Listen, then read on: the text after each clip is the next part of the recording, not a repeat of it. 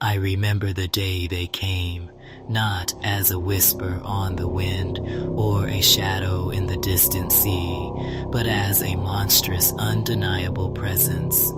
3 colossal birds, their wings impossibly white against the azure sky, grew larger with each passing moment, blotting out the sun as they devoured the horizon.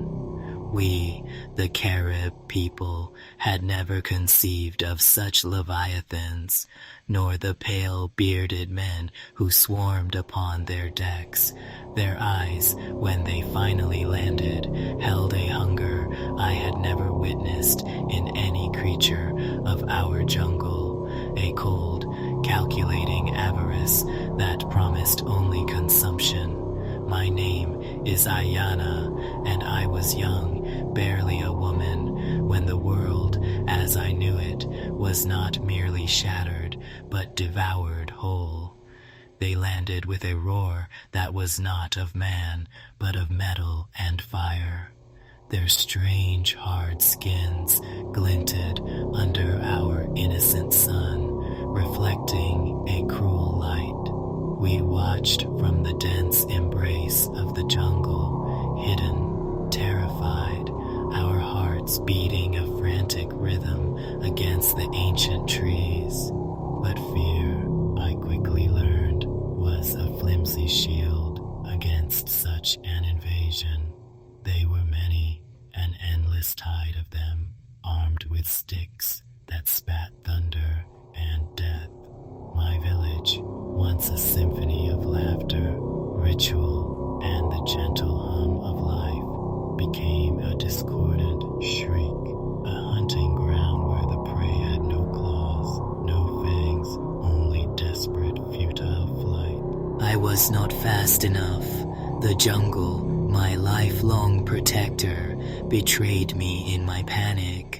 A pair of rough, calloused hands, smelling of salt and something metallic, blood perhaps, seized me. I was dragged from the familiar, comforting embrace of the undergrowth, my struggles as useless as a butterfly caught in a spider's web. Their strength was unnatural, born of a different world, a different kind of hunger. They threw me into a small boat, already crowded with other women from my village, their faces mirroring my own terror, their bodies huddled together in a desperate, silent plea for comfort that none could offer.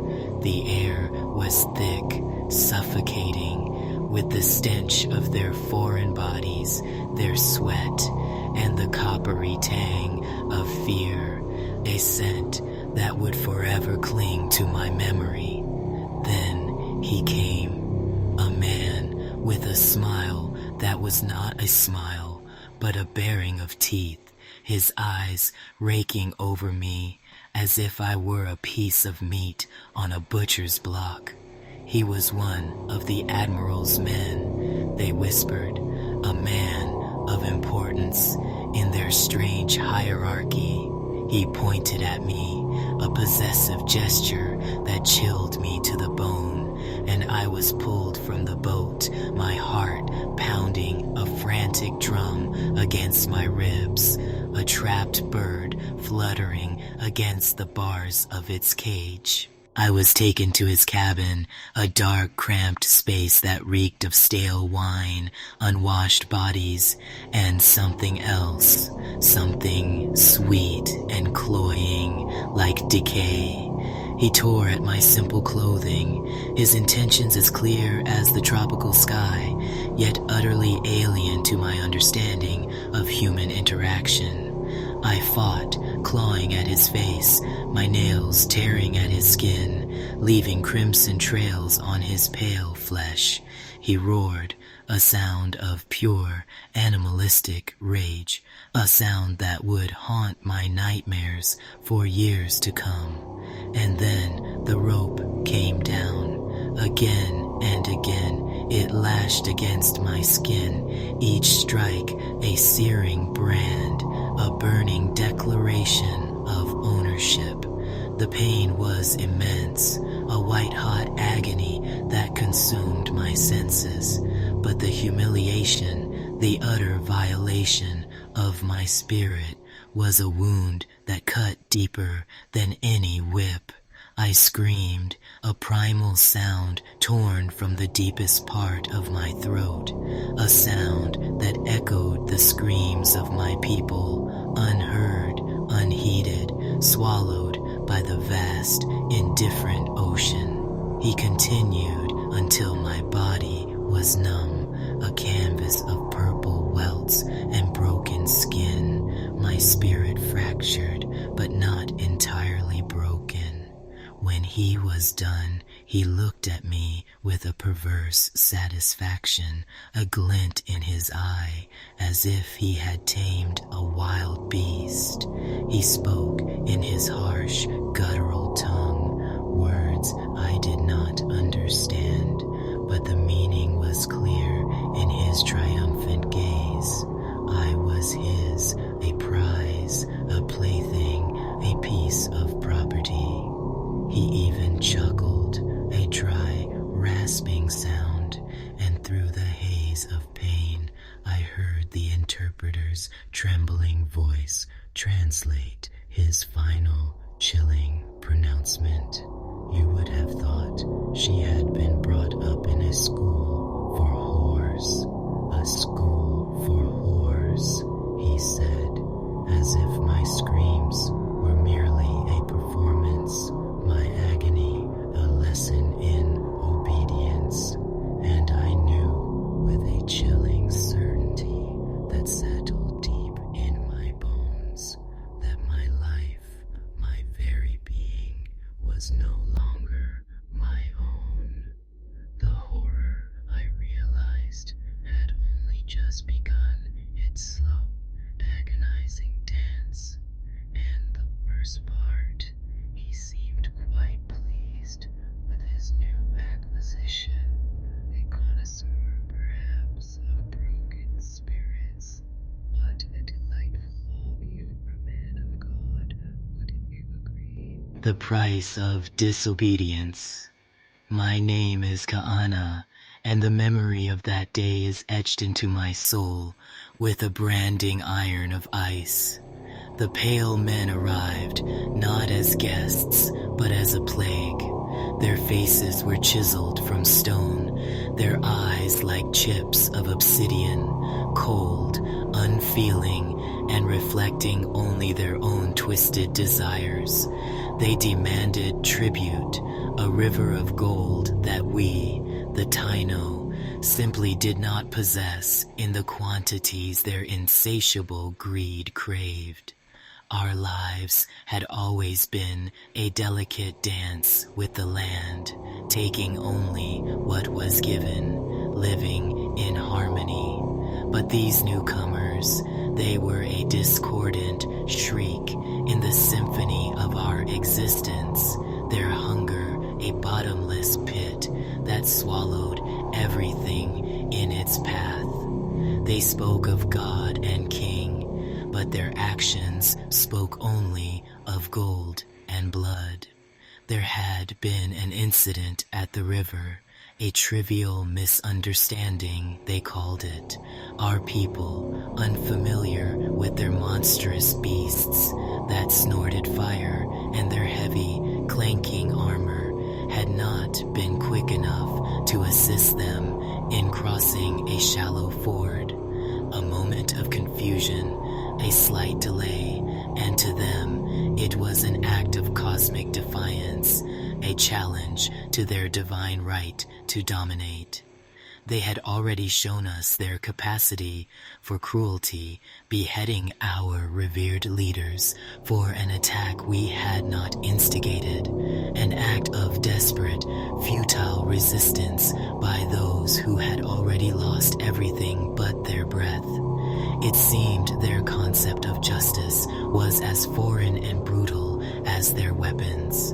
Then came the day of my reckoning. They dragged me from my home, the cries of my family echoing in my ears, a chorus of despair, powerless against the armed men who moved with the efficiency of predators.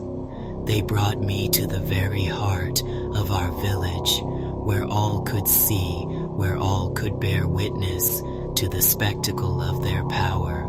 The sun, usually a benevolent warmth, beat down with a cruel intensity, reflecting off their polished metal helmets, turning them into faceless, gleaming demons.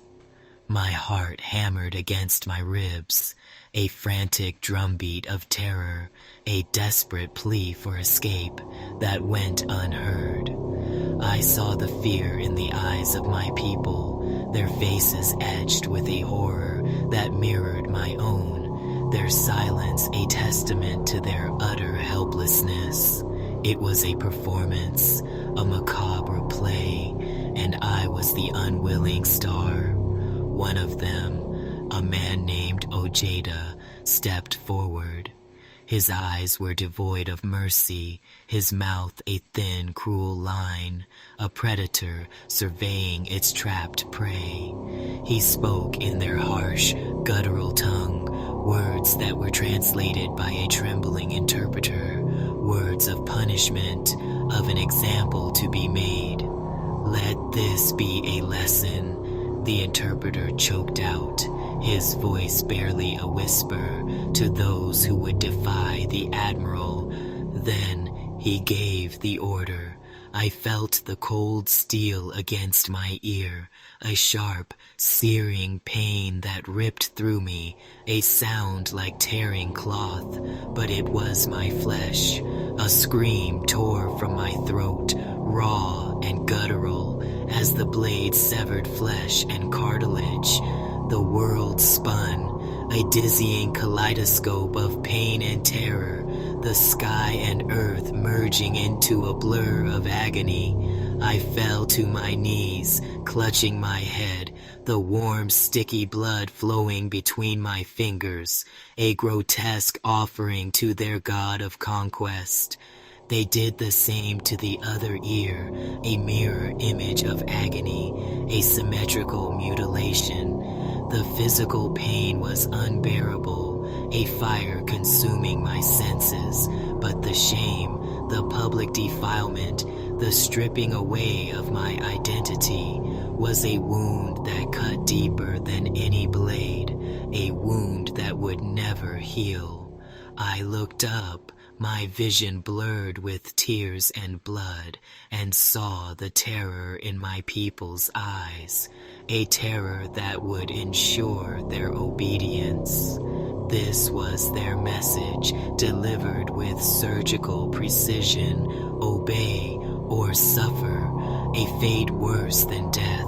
My ears, once symbols of my connection to the world, hearing the whispers of the wind, the songs of our ancestors, the laughter of my children, were now grotesque trophies, dangling by a thread, a testament to their barbarity.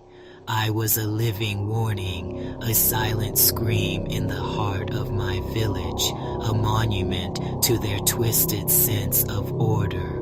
And I knew, with a chilling certainty that settled deep in my bones, that the true horror was not just the pain, but the utter dehumanization, the stripping away of dignity, leaving only a hollow, echoing shell behind.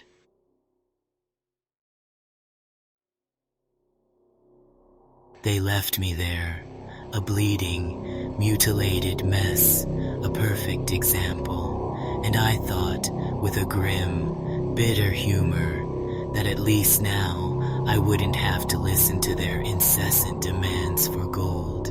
Small mercies indeed. Perhaps I could start a new fashion trend. The earless look, very avant-garde for the new world. It certainly made an impression. And that wraps up yet another video, folks. Before I go, some updates I'd like to make. So we're inching very close to my 1-year milestone of this channel, I'll save those sentiments for then.